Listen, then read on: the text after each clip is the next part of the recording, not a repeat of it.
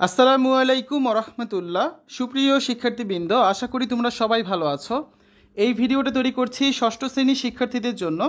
2024 সালের ষষ্ঠ শ্রেণীর ইংরেজি বার্ষিক পরীক্ষার নমুনা প্রশ্নপত্রের সমাধান নিয়ে আজকে আমরা আলোচনা করব। এই নমুনা প্রশ্নপত্র তোমাদেরকে এনসিটিভি থেকে দেওয়া হয়েছে, যার আলোকে তোমাদের বার্ষিক পরীক্ষার প্রশ্ন তৈরি করা হবে। আমরা এই নমুনা প্রশ্নপত্রের সমাধানগুলো করে দিচ্ছি, যাতে তোমরা বুঝতে পারো পরীক্ষায় এই ধরনের প্রশ্ন আসলে কীভাবে অ্যান্সার করতে হবে। এটা হচ্ছে পার্ট 3 বা তৃতীয় পর্ব। আমরা এর আগের দুইটা পর্বে তোমাদের পার্ট এতে যে রিডিং অংশ ছিল সেখান থেকে এই প্যাসেজটার অনুসারে কিছু বহু নির্বাচনী প্রশ্ন ছিল, এগুলো নিয়ে আলোচনা করেছিলাম আমরা প্রথম পর্বে। তারপর দ্বিতীয় পর্বে এখানে হচ্ছে তোমাদের প্রথম পর্বে আমরা এই কোয়েশ্চেনের অ্যান্সারগুলো দেখেছিলাম। তারপর দ্বিতীয় পর্বে এখানে আরেকটা স্টোরি ছিল, সেই স্টোরিটা পড়ে তার আলোকে আমরা হচ্ছে যে কাজগুলো আছে, যেমন ট্রুফলস ছিল, এই ট্রুফলসগুলো নিয়ে আলোচনা করেছিলাম। তারপর হচ্ছে একটা স্টোরি ছিল, এই স্টোরিটা পড়ে আমরা সেই স্টোরি অনুযায়ী হচ্ছে কলাম ম্যাচিং করেছিলাম। এই সবগুলো কাজই আমরা দ্বিতীয় পর্বে করেছি। শিক্ষার্থীরা, আজকে তৃতীয় পর্ব বা থার্ড পার্টে আমরা হচ্ছে আলোচনা করব পার্ট বি নিয়ে, appreciating poems. Number 3, read the following poem and answer the questions that follow. তো প্রথমে একটা কবিতা দেওয়া আছে এখানে, দ্য ব্রেভ লিটল এক্সপ্লোরার। আমরা হচ্ছে এই কবিতাটা বাংলায় অনুবাদ সহ একটু পরে পড়বো, এবং সেই কবিতাটা পড়া হয়ে গেলে তার আলোকে আমরা এই কাজগুলো করব। এই নাম্বারে আছে অ্যান্সার দ্য ফলোয়িং কোয়েশ্চেন্স। 3টা কোয়েশ্চেন থাকবে, প্রত্যেকটা 2 করে 6 নাম্বার। কোয়েশ্চেনগুলো হচ্ছে, what was the name of the little boy in the poem?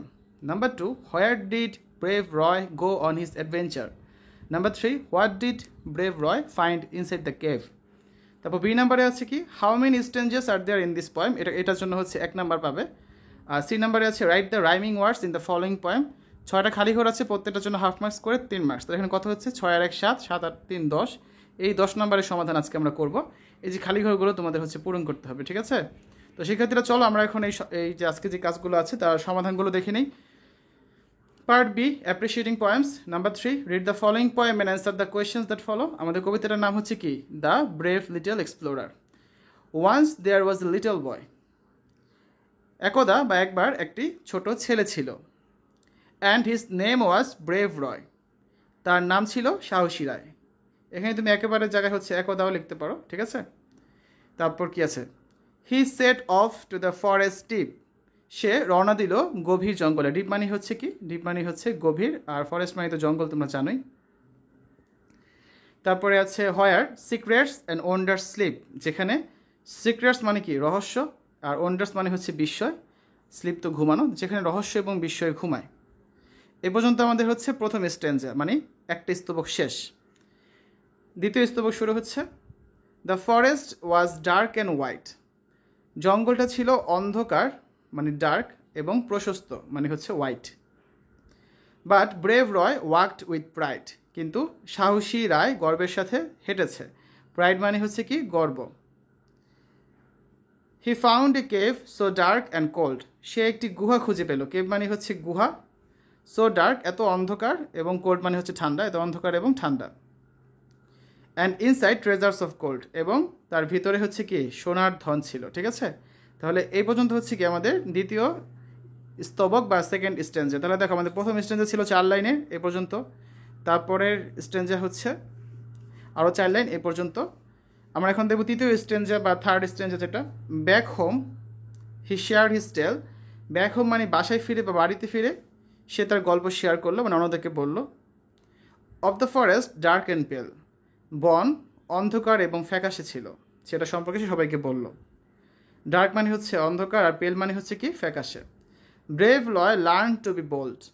সাহসী রায় আরও সাহসী হতে শিখেছে। বোল্ড মানে কি, সাহসী বা দুঃসাহসিকতা বলা যায়।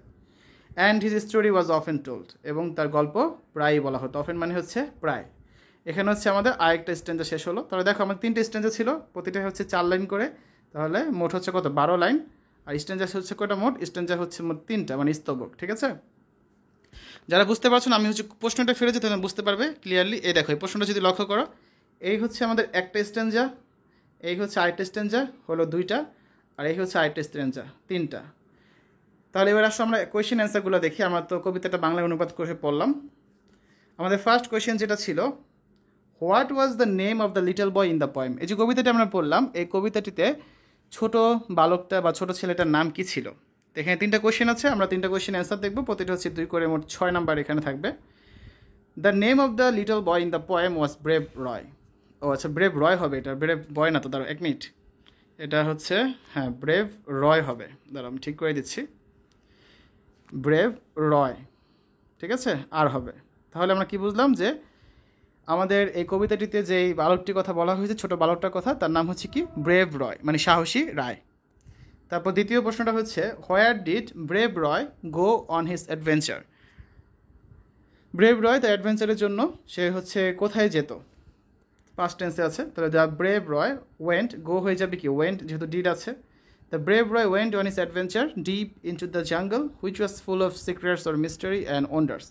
তো ব্রেভ রয় মানে সাহসী রয় তার অ্যাডভেঞ্চারের জন্য হচ্ছে গভীর বনে যেত, জঙ্গলে যেত, যেটা হচ্ছে কি খুব হচ্ছে কিছু বিস্ময় দিয়ে, সিক্রেটস মিস্টারি এগুলো দিয়ে হচ্ছে সেটা পরিপূর্ণ ছিল সেই জঙ্গলটা।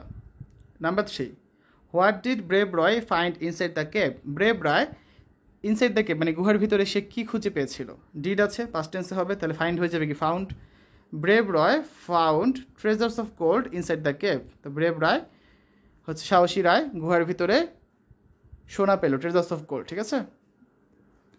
তারপর দেখো বি নাম্বার কোয়েশ্চেন যেটা ছিল, how many stanzas are there in the poem. কবিতাটিতে কয়টি স্ট্যাঞ্জা মানে স্তবক ছিল, আমরা এটার অ্যান্সার আগেই দেখেছি, there are 3 stanzas in the poem. Last question C নাম্বারে আছে, write the rhyming words in the following table.